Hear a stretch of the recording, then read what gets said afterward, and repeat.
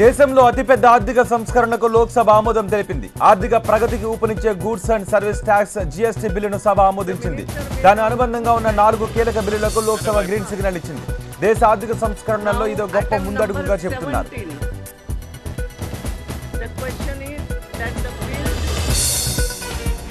రాజధానిలో నిర్మించే రోడ్లు అమరావతి లా తయారవుతాయన్నారు ముఖ్యమంత్రి చంద్రబాబు. సేడ్ యాక్సిస్ రోడ్డుకు అనుబంధంగా 7 రోడ్ల నిర్మాణానికి ఆయన శంకుస్థాపన చేశారు.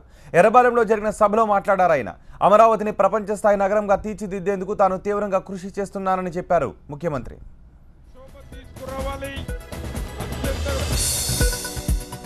తెలుగుదేశం పార్టీని ఎదుర్కొనే సత్తా ఎవరికీ లేదన్నారు టీడీపీ జాతీయ కార్యదర్శి నారా లోకేష్. టీడీపీని బద్నాం చేయడమే లక్ష్యంగా కొందరు పనిచేస్తున్నారని మండిపడ్డారు. ప్రత్యర్థుల పట్ల ప్రతి కార్యకర్త అప్రమత్తంగా ఉండాల్సిన అవసరం ఉందని గుర్తు చేశారు.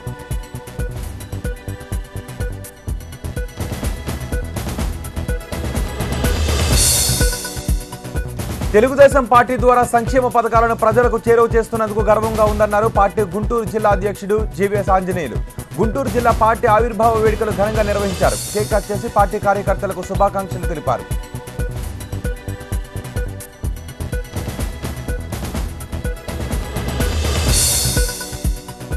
సహజ వనరుల వినియోగంలో మాత్రం అడుగడుగున అవాంతరాలు ఎదురవుతున్నాయని శ్రీకాకుళం జిల్లా కలెక్టర్ లక్ష్మీ నరసింహ అన్నారు. కొత్త సంవత్సరంలోనైనా అడ్డంకులు తొలగిపోవాలని ఆయన ఆకాంక్షించారు. వనరులు ఎక్కడ ఉంటే అక్కడ అభివృద్ధి జరుగుతుందన్నారు.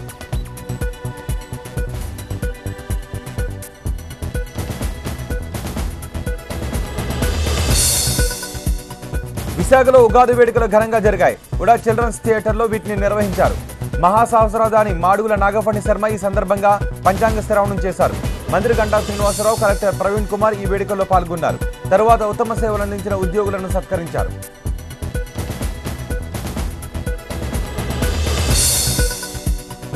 ఉగాది పండుగ సంబరాలను ఉప ముఖ్యమంత్రి కడియం శ్రీహరి వరంగల్ జిల్లాలోని మలికాంబ మనోవికాస కేంద్రంలో జరుపుకున్నారు. ప్రతి పండుగకు కుటుంబ సభ్యులతో కడియం శ్రీహరి ఇక్కడికి వస్తారు. ఇలా మనోవికాస కేంద్రంలో పండుగ జరుపుకోవడం తనకు సంతృప్తినిస్తుందని కడియం శ్రీహరి అన్నారు.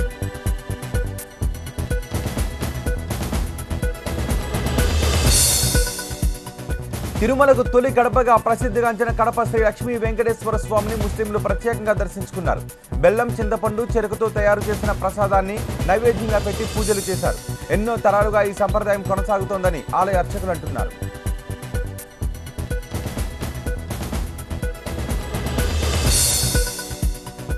గుంటూరు జిల్లా తెనాలిలో జాతీయ స్థాయి ఎడ్ల బల ప్రదర్శన పోటీలు అంగరంగ వైభవంగా ప్రారంభమయ్యాయి. రాష్ట్ర మంత్రులు బొజ్జల గోపాలకృష్ణారెడ్డి, ప్రతిపాటి పుల్లారావు ఈ బల ప్రదర్శనను ప్రారంభించారు. రైతులకు వినోదాన్ని అందించేందుకు ఇలాంటి పోటీలు నిర్వహిస్తున్నామన్నారు.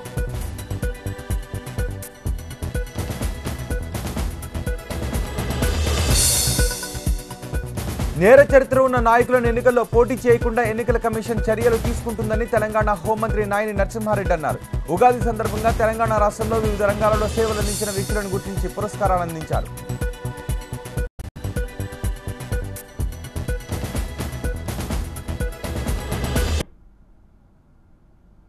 విశాఖ నర్సీపట్నంలో జనాల కంటి మీద కునుకు లేకుండా చేస్తున్నారు దొంగలు. శారదానగర్ ఏరియాలో సీరియల్ చోరీలతో హడలెత్తించారు. రిటైర్డ్ ఇంజనీర్ నాగన్న ఇంటి తలుపులు తట్టిన దొంగలు డోర్ తీయగానే లోపలికి ప్రవేశించారు. కత్తులతో బెదిరించి నగలు ఎత్తుకు వెళ్లిపోయారు. కేసు నమోదు చేసిన పోలీసులు దొంగల కోసం గాలిస్తున్నామన్నారు. విజయవాడలో 15,000 లంచం తీసుకుంటూ గాంధీ అనే ఏసీబీకి దొరికిపోయాడు. ఈ వ్యవహారంలో విద్యుత్ ఏఈ పాత్ర కూడా ఉందని అనుమానించిన ఏసీబీ అధికారులు అతన్ని అదుపులోకి తీసుకుని విచారించారు. విద్యుత్ సబ్స్టేషన్లో పత్రాలను తనిఖీ చేశారు. నిందితులపై కేసు నమోదు చేశారు ఏసీబీ అధికారులు. ఉపాధి కోసం సౌదీ అరేబియా వెళ్లిన 3 మహిళలు వేధింపులకు గురవుతున్నట్టుగా ఎంబీటీ నేత అమ్జదుల్లా ఖాన్ విదేశాంగ మంత్రి సుష్మా స్వరాజ్కు రాసిన లేఖలో తెలిపారు. లైంగికంగా వేధించడమే కాకుండా దొంగతనం కేసు పెడతామంటూ బెదిరిస్తున్నట్టుగా తెలిపారు. వారిని ఆదుకోవాలని కోరారు.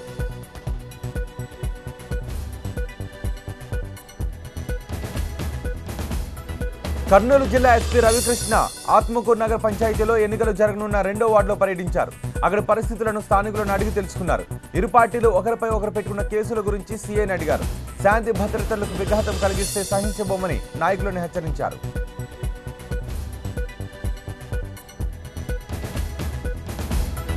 సంగారెడ్డి జిల్లాలో మంటలంటుకుని ఓ పెట్రోల్ ట్యాంకర్ పేలిపోయింది. సుల్తాన్పూర్లోని ఔటర్ రింగ్ రోడ్ ఎగ్జిట్ దగ్గర ఈ ప్రమాదం జరిగింది.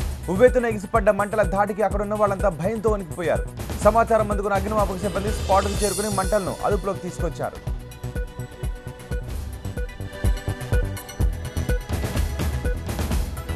విజయనగరం జిల్లా మంగళవీధికి చెందిన జబ్బర్ సింగ్ రాజ్ పురోహిత్ అనే వ్యాపారి మిస్సింగ్ కలకలం రేపింది. షాప్ క్లోజ్ చేసి 5 లక్షల రూపాయల నగదుతో ఇంటికి బయలుదేరాడు రాజ్ పురోహిత్. అయితే ఇంటికి రాకపోవడంతో కంగారుపడ్డ కుటుంబ సభ్యులు పోలీసులకు ఫిర్యాదు చేశారు. కేసు నమోదు చేసిన పోలీసులు షాప్ సీసీటీవీ ఫుటేజ్ను పరిశీలించారు.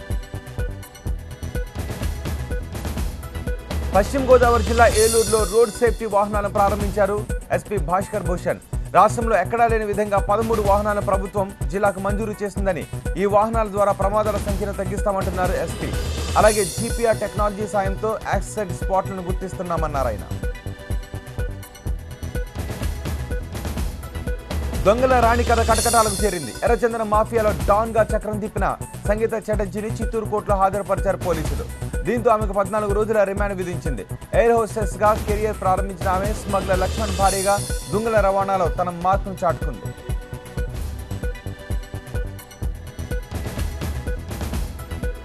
కర్ణాటక పులిగుండంలో పడి ఓ వ్యక్తి తీవ్రంగా గాయపడ్డారు. మాండ్య జిల్లా బసరాలులోని కాలభైరేశ్వర ఆలయంలో జరిగిన పూజల్లో భాగంగా నిప్పుల గుండం ఏర్పాటు చేశారు.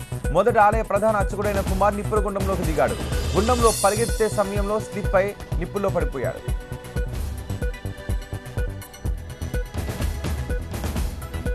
నిప్పుల గుండాలు భక్తుల పాలిట గండాలుగా మారుతున్నాయి. బజరాల్లోని కాలభైరేశ్వర స్వామి ఆలయంలో నిప్పుల గుండం దాటుతూ ప్రధాన అర్చకుడు పడిపోగానే భక్తులు అప్రమత్తమయ్యారు. వెంటనే అతను బయటకు తీశారు. గాయాల పాలైన కుమార్ని స్థానిక ఆసుపత్రికి తరలించారు. ప్రాణాపాయమేమీ లేదని వైద్యులు తేల్చారు.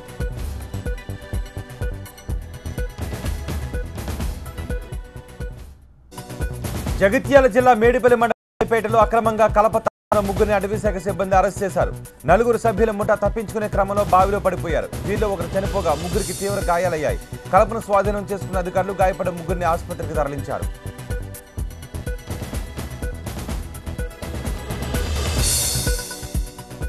రజనీ పొలిటికల్ ఎంట్రీకి రంగం సిద్ధం చేసుకున్నారా? ఏప్రిల్ 2న ఏం జరగబోతోంది? సూపర్ స్టార్ రాజకీయ రంగ ప్రవేశంపై అభిమానులకు సంచలన సందేశం పంపించారు. ఏప్రిల్ 2న అభిమానులందరూ చెన్నై రావాలని ఫ్యాన్స్ కు లేఖ రాశారు. అదే రోజు రజనీ పొలిటికల్ ఎంట్రీపై కీలక నిర్ణయం తీసుకోబోతున్నారంటూ ప్రచారం జరుగుతోంది.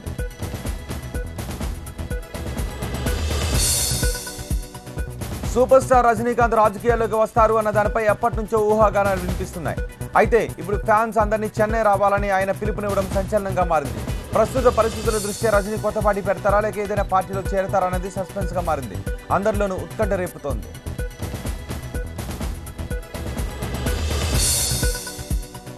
శ్రీలంకలోని తమిళులకు నూతన ఏళ్ల ప్రారంభ కార్యక్రమానికి రజనీని ఆహ్వానించడంపై పెద్ద రాద్ధాంతం జరిగింది. రజనీ టూర్ను వ్యతిరేకిస్తూ తమిళ సంఘాల ఆందోళనకు దిగడంతో వెనక్కు తగ్గారు ఆయన. ఈ నేపథ్యంలో శ్రీలంకలోని ఫ్యాన్స్ కు రజనీ ఓపెన్ లెటర్ రాశారు. ఇప్పుడు ఫ్యాన్స్ అందరినీ చెన్నైకి రమ్మనడం తమిళ పాలిటిక్స్ లో ఆసక్తి రేపుతోంది. మహారాష్ట్రలో డాక్టర్లపై దాడులు ఆగడం లేదు. మొన్న ముంబైలో డాక్టర్ను దారుణంగా చితకబాదిన వివాదం సద్దుమణగక ముందే తానేలో ఓ రోగి బంధువులు డాక్టర్ను చితకబాదారు. వైద్యం అందించడంలో నిర్లక్ష్యం వహించారంటూ దాడికి తెగబడ్డారు. ఆసుపత్రి అద్దాలు పగలగొట్టి లోపలికి దూసుకొచ్చిన 15 మంది బీభత్సం సృష్టించారు.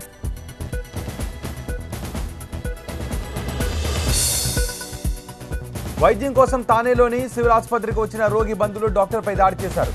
ఒక్కరిని టార్గెట్ చేసి మూకుమ్మడిగా ఇష్టానుసారంగా కొట్టారు. కొట్టొద్దని డాక్టర్ బతిమాలినా రోగి బంధువులు వినిపించుకోలేదు. ఈ దాడిలో డాక్టర్కు తీవ్ర గాయాలయ్యాయి. మహారాష్ట్రలోని ఈ మధ్యకాలంలో డాక్టర్లపై జరిగిన రెండో దాడి ఇది.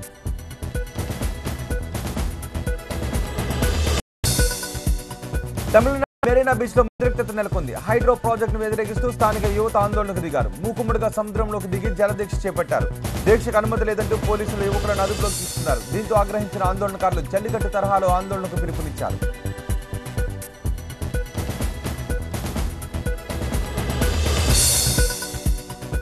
యువత పిలుపుతో అలర్ట్ అయిన పోలీసులు మెరీనా బీచ్ దగ్గర భారీగా మోహరించారు. ఆందోళన చేసేందుకు వచ్చిన యువతను అదుపులోకి తీసుకున్నారు. పచ్చని పొలాలను బుగ్గు చేసే హైడ్రో ప్రాజెక్టు మాకొద్దంటూ అక్కడ రైతులు ఆందోళన చేస్తున్నారు. వారికి మద్దతుగా యువత కూడా మెరీనా బీచ్ దగ్గర ఆందోళనకు పిలుపునిచ్చింది.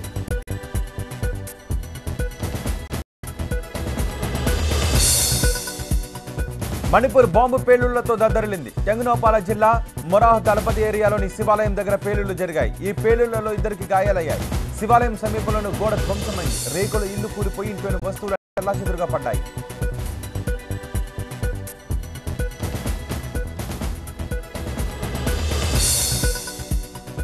యూపీలోని ఇటావాలో ముగ్గురు పోలీసులు మందు తాగుతూ కెమెరాకు చిక్కారు. పెట్రోలింగ్ డ్యూటీలో ఉన్న పోలీసులు జీప్లోనే తీరిగ్గా మందు కొట్టారు. ఈ వ్యవహారంపై దర్యాప్తుకు ఆదేశించిన ఉన్నతాధికారులు ముగ్గురు పోలీసులను సస్పెండ్ చేశారు. విధి నిర్వహణలో అలసత్వం ప్రదర్శిస్తే ఉపేక్షించేది లేదని హెచ్చరించారు.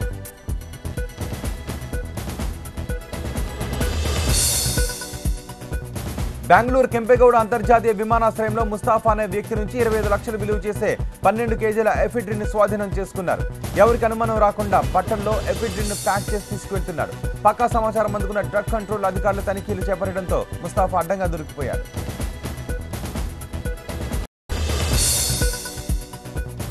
సిల్వాసాలోని దుందుని సరస్సులో పడవ ప్రమాదం జరిగింది. ప్రమాదంలో 2 చనిపోయారు. మరొకరు పరిస్థితి విషమంగా ఉంది. 19 మందిని రెస్క్యూ సిబ్బంది రక్షించారు. మిస్ అయిన 3 కోసం గజేతగాళ్లు గాలింపు చర్యలు చేపట్టారు. కెపాసిటీకి మించి ప్రయాణికులను ఎక్కించడమే ప్రమాదానికి కారణంగా తెలుస్తోంది.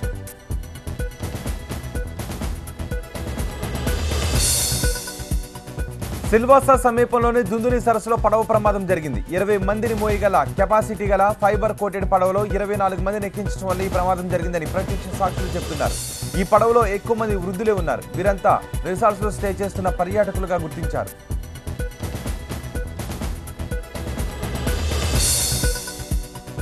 మధ్యప్రదేశ్లో ఉజ్జయినిలో భారీ అగ్ని ప్రమాదం జరిగింది. మార్కెట్లో ఉన్నటువంటి చెలరేగిన మంటలు 20 షాపులకు అంటుకున్నాయి. సమాచారం అందుకున్న ఫైర్ సిబ్బంది స్పాట్కు చేరుకుని మంటలను అదుపులోకి తెచ్చారు. ఇప్పటికే దుకాణాలు అగ్నికి ఆహుతైపోయాయి. కట్టుబట్టలతో రోడ్డున పడ్డామని కన్నీటి పర్యంతమయ్యారు బాధితులు.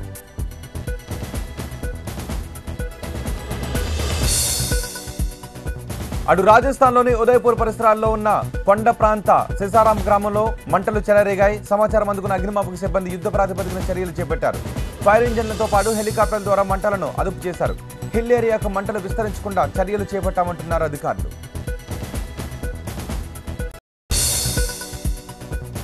పెరూలో ఘోర విమాన ప్రమాదం జరిగింది. ఎయిర్లైన్స్ కు చెందిన బోయింగ్ విమానం ల్యాండ్ అవుతుండగా ఒక్కసారిగా మంటలు లేచాయి. మంటల దాడికి ప్రయాణికులంతా భయంతో వణికిపోయారు. ఈ ప్రమాదంలో విమానంలో 141 మంది ప్రయాణికులున్నారు. వాళ్ళంతా సురక్షితంగా బయటపడ్డారు.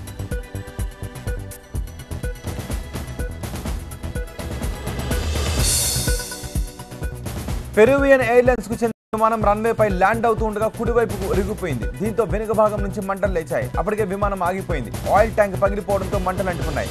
విమాన క్యాబిన్ ని హై ప్రొఫెషనల్ స్కిల్స్ తో రూపొందించడంతో మంటలు విస్తరించకుండా నిరోధించగలిగింది.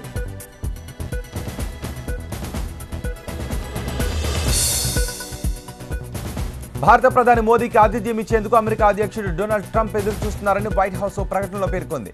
అయితే పర్యటన వివరాలను మాత్రం వెల్లడించలేదు. 2 రోజుల క్రితం మోదీకి ఫోన్ చేసిన ట్రంప్ ఇటీవల జరిగిన ఎన్నికల్లో ఘన విజయానికి శుభాకాంక్షలు తెలిపారని ప్రకటనలో వివరించింది.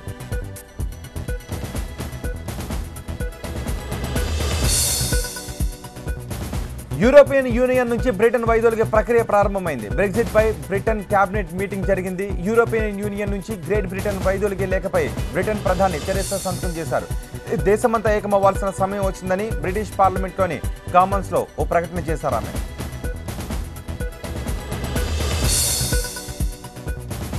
రాజస్థాన్ జిల్లా సర్దార్ షాహర్ రోడ్ లో జనం సాక్షిగా హత్య జరిగింది. మస్దాక్ అనే వ్యక్తి తన ఆటోలో వెళ్తుండగా పాలడబ్బాల బైక్ తో ఎదురుగా వచ్చాడు హీరాలాల్ అనే వ్యక్తి. ఇద్దరి మధ్య మాటలతో మొదలైన వివాదం పోట్లాట దాకా వెళ్ళింది. ఆటో డ్రైవర్ స్క్రూ డ్రైవర్ తో పాల వ్యాపారిని పొడవబోయాడు. పాల వ్యాపారి రివర్స్ అయి ఇటుక పిల్లలతో కొట్టడంతో ముస్తాక్ చనిపోయాడు.